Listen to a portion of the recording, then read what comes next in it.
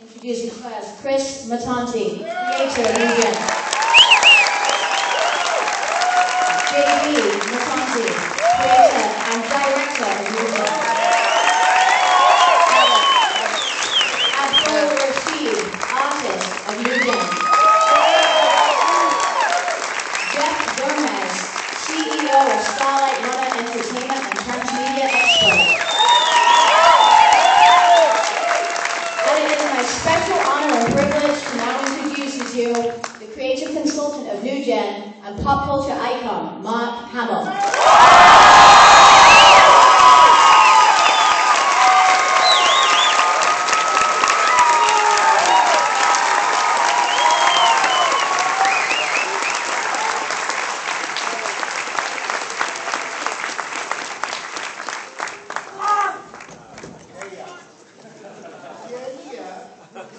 Mark Hamill.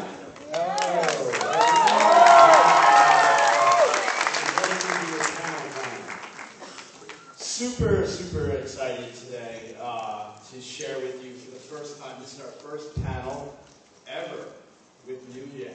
This is 4 years of hard work, and it's really fantastic on many levels. My brother, JD Matanti, who is the creator and spark of this. JD, give us a little bit on how this idea came to you. It was July 4th, 2003, and I was drawing two little teenage boys. They were about 13 years old, these guys, and I was just drawing on notebook paper, and I drew one, and then I drew the other, and they weren't brothers. They were friends, but they looked so alike that, and when I put the notebook paper together, after I had drawn it, they looked like twins. And I said, you know, there hasn't ever been something really explored like this, where the twins could grow into their powers as they manifest. And that became the kind of the spark. It was through drawings. That is pretty cool.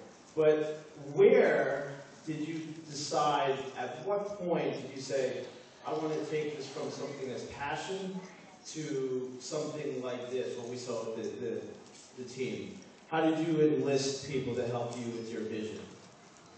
Well, one of the gentlemen that I was sending my sketches to was this gentleman right here, Abdul Rashid. Abdul Rashid.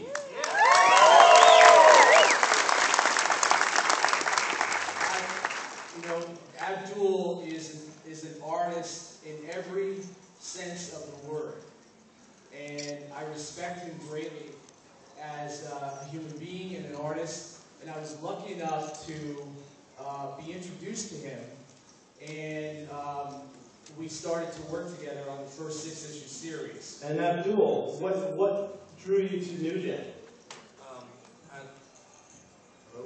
Are you on?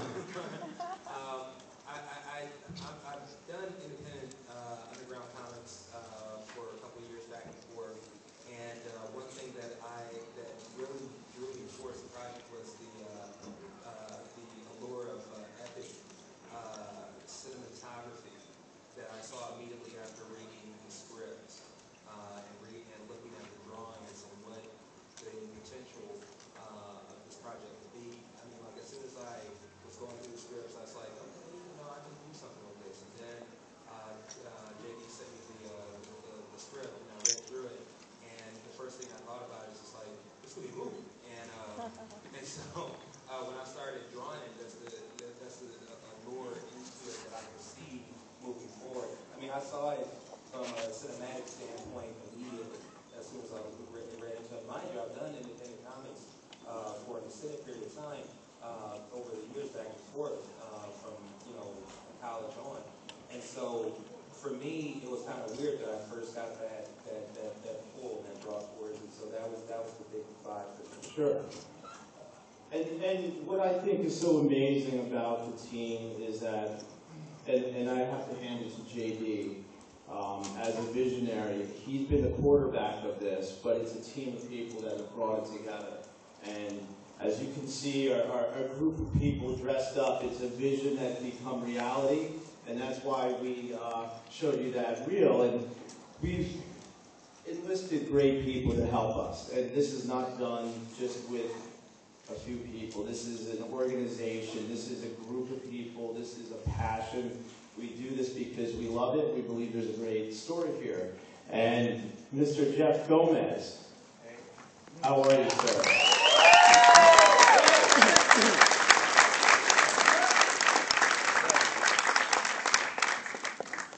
We talked to you early on, didn't we, Jeff? Like real early. I was just waking up early. No, what was really interesting was that here you had a couple of guys who had an idea about a world that existed kind of in parallel to our own, that kind of transcended the space-time continuum, and it was a huge kind of cosmic fantasy universe. Now, I think even in this room, a lot of you have that. We all dream. We all are interested in these fantastical elements. What struck me about Chris and JD and the New Gen concept was their determination to essentially understand the building blocks of story worlds before they went about executing this whole dream. And they listened. And that was key, to come to people, ask them questions, get the answers, and then deliver on the answers. To make those crude original sketches into something that could be drawn by Rashid beautifully, and then affiliate someone as special as this gentleman with it to make things go. It's just a tremendous way of realizing something that is initially intangible. I wanted to say something about to Jeff. I remember sending a very crude story Bible to you, right, Jeff? And he one day he told me, and this was a story Bible that we worked on, that Chris worked on. Julia Coppola, who is another creator of New Gen, is a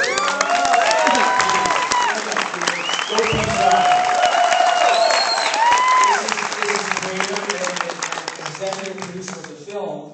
And Julia, and it's interesting because what I wanted to say, this is a very crude Bible that we sent you, right? And Jeff said to me that it was on his desk with coffee stains. Okay? And you should see the Bible that he produced. All right? And JD, look at this. This is an original drawing in 2004. This is one of the original drawings I had done, yes. And then where did it go from there? Let's take a look at that. And before, and this is Abdul Rashid's pencil and inking.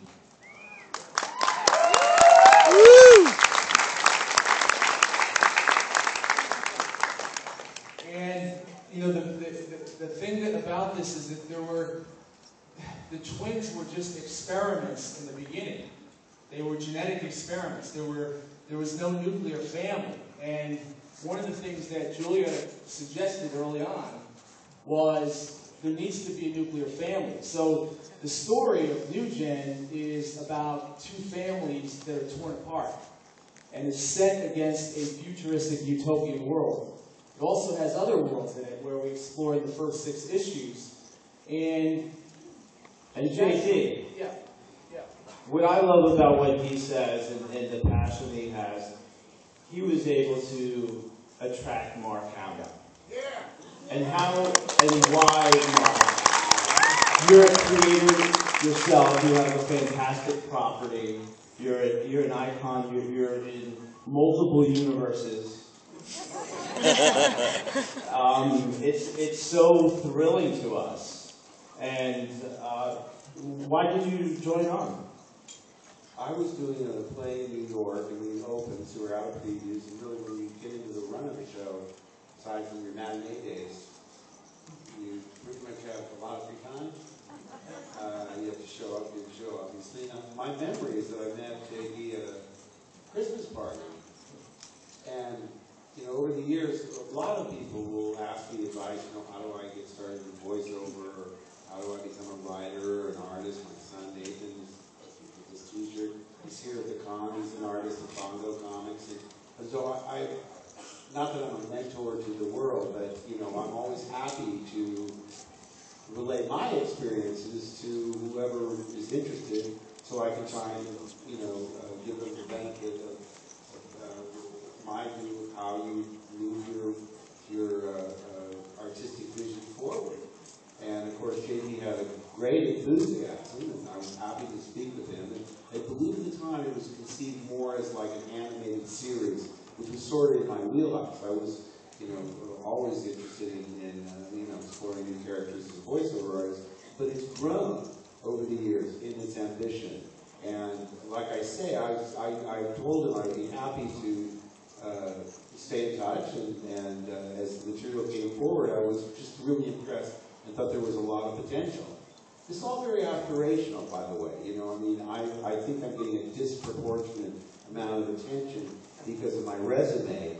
These people, on the dais and Julia, are much more responsible for the actual content of the new gen material. But like I say, it's grown into something that is unique in the sense that I became so available to them, they eventually gave me a title. Hey, with all the respect and compensation that comes with such a title. But like I say, I think it has, Star Wars to me was elements that we'd all seen before in cowboy movies, in pirate movies, in World War II movies, and they combined all of these elements in a way that everything old is new again. And by putting together such disparate inspirations on George Lucas's part, he was able to come up with something that seemed very original. And I feel that New Gen has that potential. We shall see, but as it moved along, I've been very impressed, and I'm hopeful that they'll be able to finally realize their ambition, which, like I say, has grown enormously from the idea of a comic book to an animated series to now a feature film. So, knock on wood, I hope it happens. And, I wanted to say something to Mark. He is a very, very kind soul. And when I met him and I said, Mark, wouldn't it be cool someday to play a role that people look up to, children look up to? That's what I said to you, I believe. Yeah. And we're not going to tell you what that could be in New Gen, but well, it gives away part of the mystery, I think. It gives away part of the mystery. Hot points that would be more fun for them to discover themselves. But it was similar to what I asked Alec Guinness, why would you want to be in this movie? Meaning Star Wars, when we were in Tunisia doing the very first part of the first film in the desert. Because he's such a legendary actor. And he said that he always wanted to play a mentor, a wizard, someone that, as you say, the young generation would look up to. And he very correctly said that this is more a fairy tale than it is true science fiction.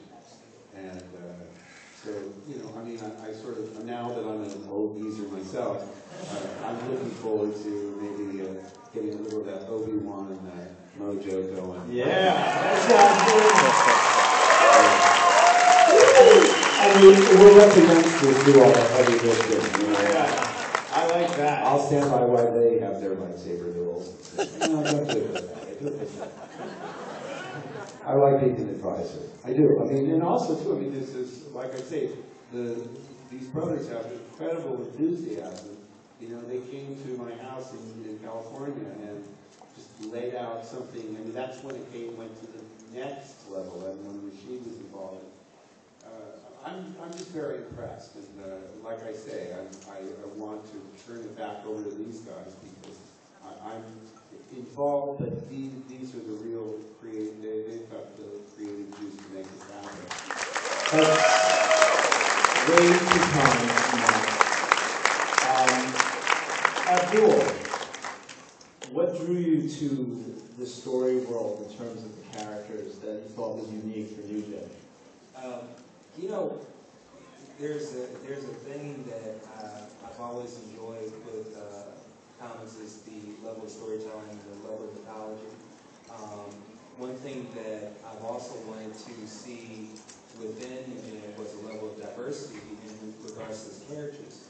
And when I read through New Gen, I was happy to see that the characters were so interchangeable. You didn't have a dynamic of color, a dynamic of ethnic background, and so on and so forth. It was that whole level of universal universal unity, universal dynamic, and everything that everyone, no matter where you came from, the story was universal. Everybody could relate to it. And being a creative color myself, I enjoyed the opportunity to add to the rich legacy that is, this genre of popular culture, and help it to enhance further, which is what this particular project was doing. It opened the door for everybody to have a sense of fantasy, imagination, and enjoy the mythos that was, laid out for it. It's an excellent template for and blueprint. Once you get beyond the fractured family and the sci-fi dynamics and everything like that, it really goes into more of a dynamic of social understanding between, of course, not everybody's flying and walking through walls and stuff. I wanted to highlight something that you just said. This is a very interesting point. The nanotechnology element of this, one of the things that I think takes this beyond, this is a sci-fi superhero saga. It is. But it is also a sci-fi thriller in the way the film is. Just like The Dark Knight could have been a good crime, or it was a good crime movie, even if you took Batman out of the film. It's a great film. Just as a crime film. Indeed. Okay? So one of the things that I really want to do with this is explore nanotechnology. It's a fascinating science. It's a real science. And Mark was pointing out that Star Wars is really fantasy. Well, this has that element to it, but it also has a sense of realism that people will, I think, kind of be blown away in a way that they just, There's a couple of things that I'd love to be able, I wish we could go on forever. This is like fun for us. But I know you guys have a lot of questions out there, and you want to ask some things. I do want to, point out Jeff Gomez. You, again, the social media was a big part of this. And I just want to highlight that very quickly and then go to Q&A. Sure. Let me tell you guys about something that is happening. It's just starting to happen all over the world. We're going to hear more and more about this new technique for storytelling called transmedia. Transmedia.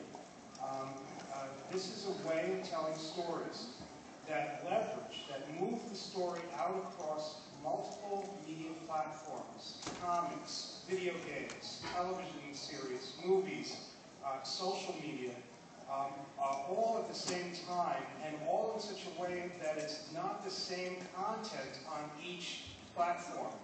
Now, some of you might think, well, Star Wars. Star Wars uses this kind of technique. And while that's true, Star Wars evolved kind of organically, essentially, this way.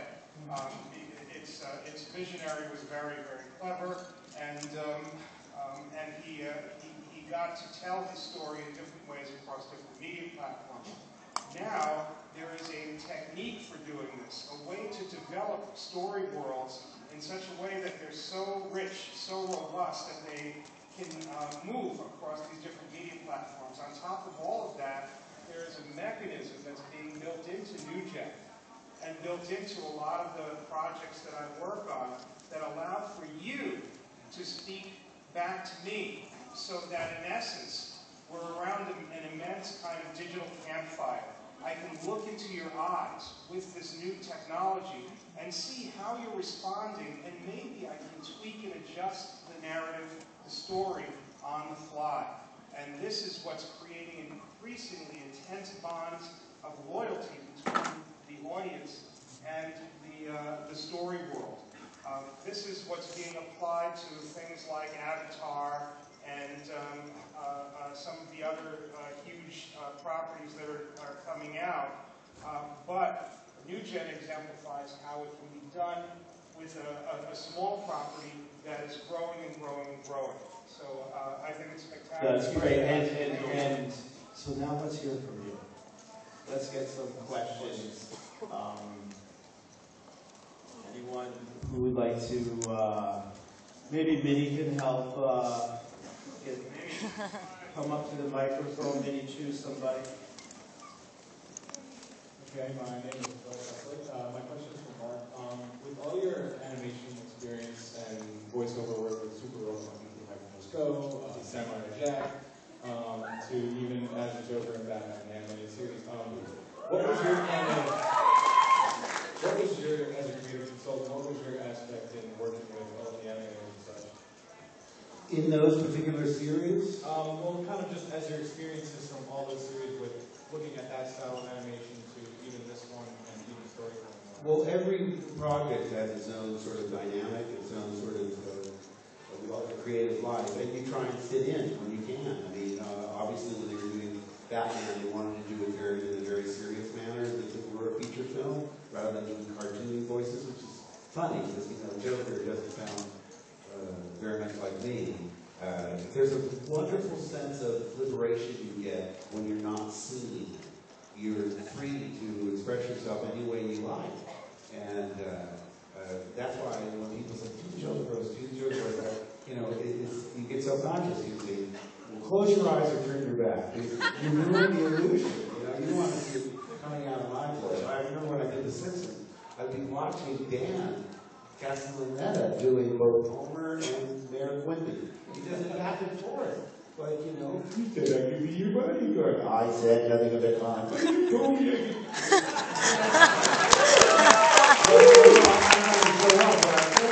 I'd be watching Dan, and then there'd be this thing.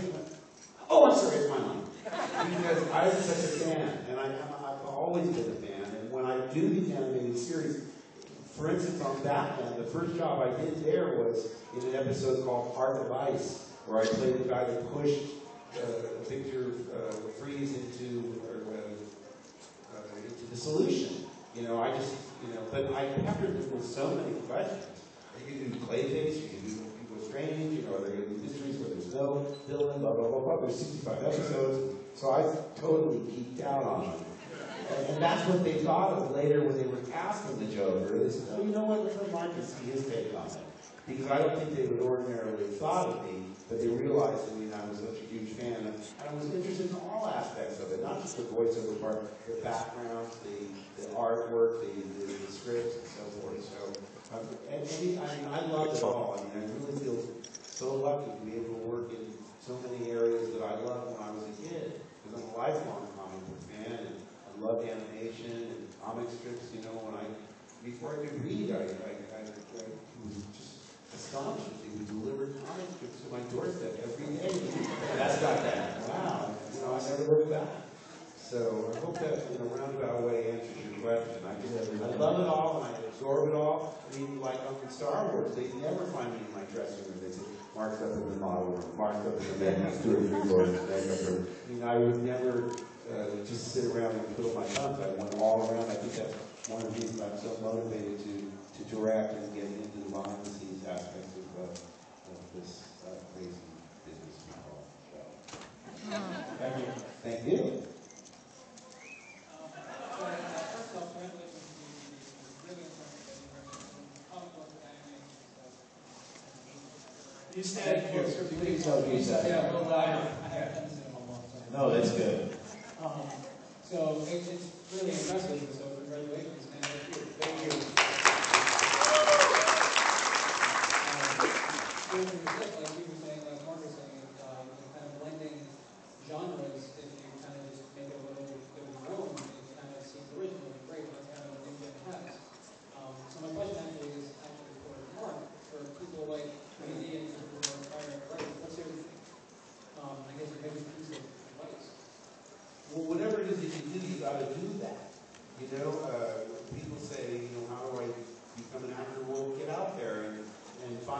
the smallest local community theater. I mean, you've got to get out there and practice your craft.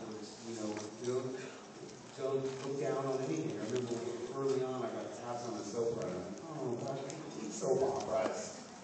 But what a great experience it was to learn how to hit your mark and find your life and, you know, really do what was the equivalent of live television. So whatever it is, if you're a writer, write fan fiction. Get on, you know, and there's so many ways now to publish yourself on the internet. There's no limits now. I mean, and the business is constantly changing. So whatever it is that you do, try and do that. If you can't be, you know, doing specifically what you want to be, become an intern at a radio station. That's connected tangentially to show business. You want to get around. Basically, what I think is good about getting the experience as an intern is that you get over the fear of the unknown. If you're isolated by yourself, you go, gee, I don't know what it takes to be whatever it is I want to be. When you get up close and see what people do, you get over your fears. You say, oh yeah, I can do that. I understand the process. And that's what you have to do, is get out there and get that experience. What's your name? Sean. Sean? A very poignant question, and I had one quote prepared for today to either start or end it. One of the things about JD and the entire team is they're fearless, and they believe in it all the way. And I think that's what you have to do. And for JD, and I think for many of us, Walt Disney is a huge inspiration. And our other partner, Julia Coppola, chose this. And I just want to give this to you and to everybody out there, because we were a couple guys that had a good idea, that wanted to get our comic book out there, and we got Marvel to print and distribute it. And this is the saying: somehow I can't believe that there are any heights that can't be scaled by a man who knows the secret of making his dreams come true.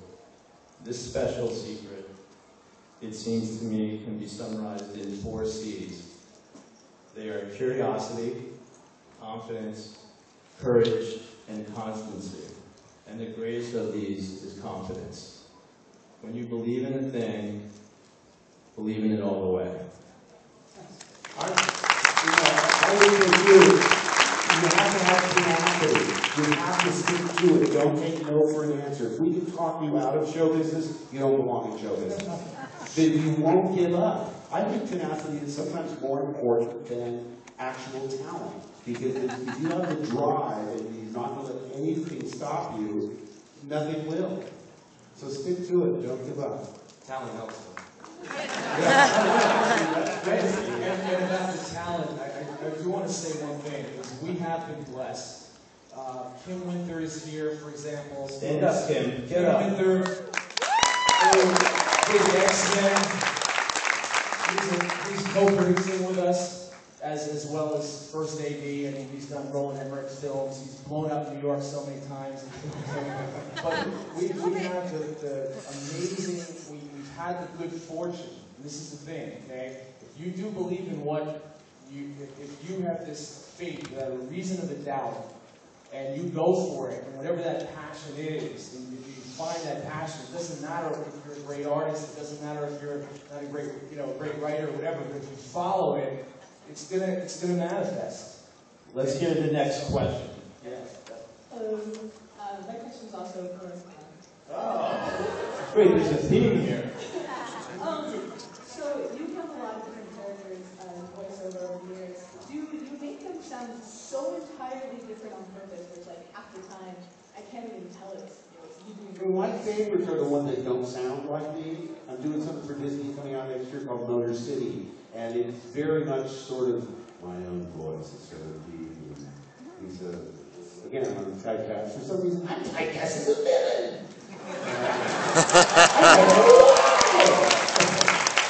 Oh, by the way, tell me if I didn't tell you, Tuesday, Arkham City. This is after the little club. Nice plug. No, that's smoothly integrated, by the way. No, but that's part of the challenge. I mean, I love the fact that nobody knows I'm Skips on regular show, you know? When little kids come up and I ask them, do you watch the regular show? And they go, I'm Skips. They love that. They just, you know, there's great anonymity in voiceover. And believe it or not, I mean, as egocentric as actors can be, I love being anonymous because it's part of the composite of the whole finished product, you know, which is why it's so awkward to do the voices without, you know, the animation in front of you. But thank you, that's a great compliment when I'm unrecognizable. Yes, we have less than 10 minutes. I'm going to talk fast and turn it over to these guys. Okay, so we have 5 minutes, so I'm going to try and Talk fast. make sure that they're a little bit centered towards New Gen. If you have a good question about New Gen or the process, or go for it. No pressure. You look scared, I don't know. Actually, I had a question for Mark. I like that, that's great. I'll turn it around and New Gen somehow. Yes, let's see, let's try this. Can I please have it on? Come on.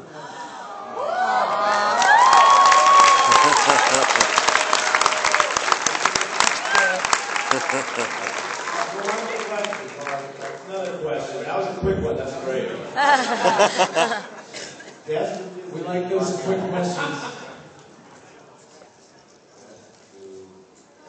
I have a question for Mark Hamill. I seated the audience. Before Star Wars comes out, how long does it take you to train like a lightsaber?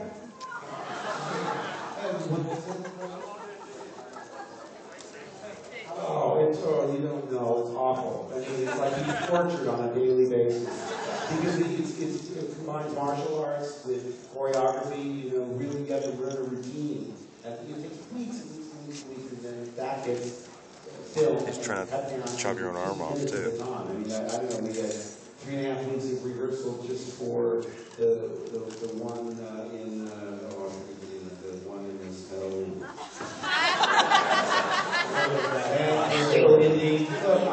I've notoriously fought Star Wars trivia quizzes.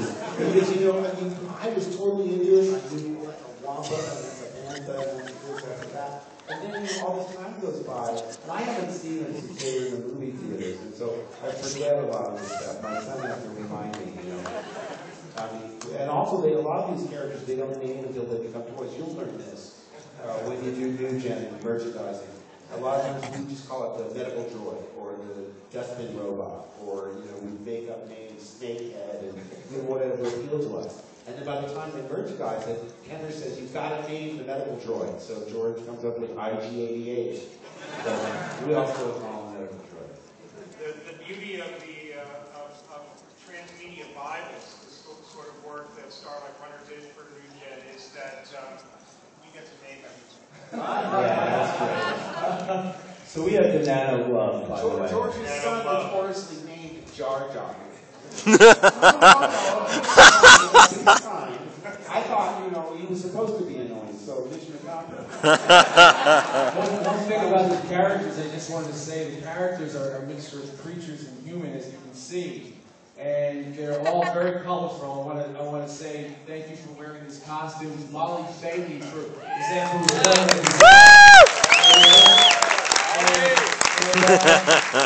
and they're multicultural, as Abdullah said. They're all different backgrounds. Yeah. Robots, creatures, robots. One last question.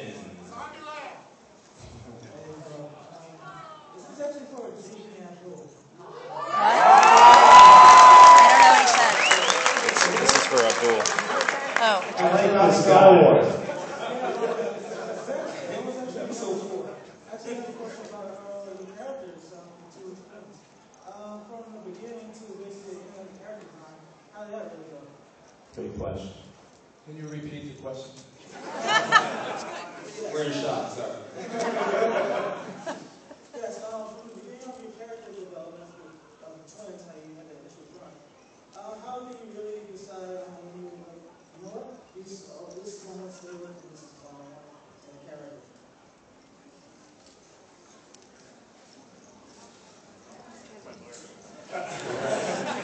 He's jumping. Okay, through sketches and sketches and sketches, I mean, probably hundreds of sketches. My office was filled with them. And all my partners will tell you, Julie and Chris, you know, it was crazy in there. It looked like a beautiful mind in my office. but that's what it is, and you keep going with it. There's no formula. You see, if you have an artistic impulse, you just have to go with it. But you know, also, just from as an observer, the development of the character also comes from within, and what we would do is ask questions over and over of the entire team. You know, who are these guys really? What is the source of their pain? What is driving them? What creates this yearning? That's the stuff that you can link Star Wars to New Gen by looking into the eyes of the hero at that moment where they want something so badly and it's out of their reach, and yet they're going to take some kind of action to get it. That's what really sticks us to story. I think the thing too is, like, as you're developing a character, for example, you know, you get the perspective and description of that character, whether they're twins or not, or whatnot. You know, with the twins, let's look at this specifically, because being so distinct in personality and trait and whatnot, even though they look alike, you want to have that respective, you know, individuality. So, okay, we are getting pulled on stage. We'll talk after. All good artists are good actors. But there's some free comic books on the way out if you haven't picked them up.